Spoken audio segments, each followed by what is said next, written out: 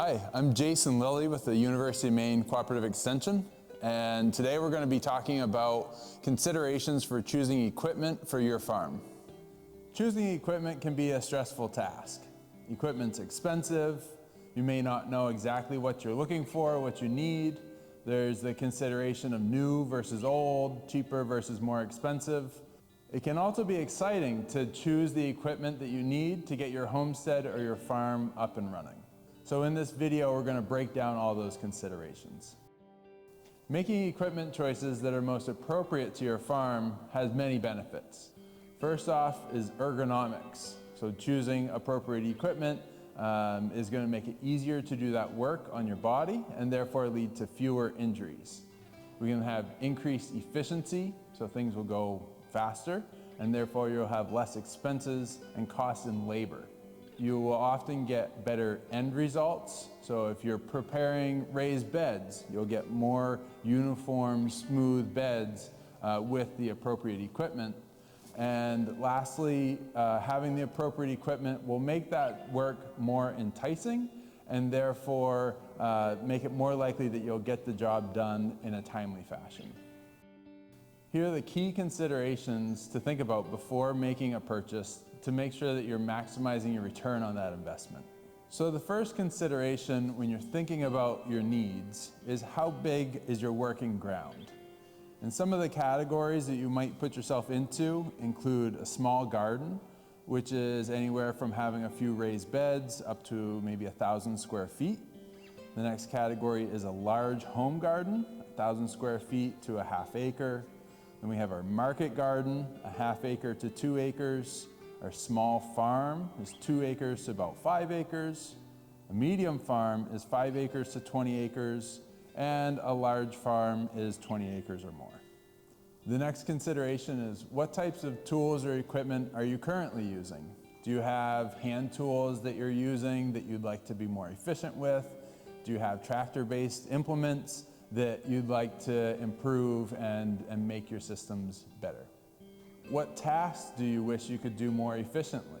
Are there certain things that you feel are taking a long time and maybe in making some investments, you could improve the efficiency of doing those tasks? And lastly, what's the budget that you have to work with? How much capital do you have to put towards this investment? When you've identified the specific types of equipment that you're looking to purchase, here are some more considerations to think through before actually making the purchase. What size and power of equipment do you need to have everything align? So for example, a subsoiler is an implement that goes down deep into the soil and breaks up compaction. Each shank on a subsoiler requires about 25 horsepower to pull that efficiently with the tractor. So if you had a 35 horsepower tractor, you could only safely and efficiently pull one subsoiler shank. So that wouldn't be an efficient use of that tool, and therefore those two, the tractor and the implement wouldn't align.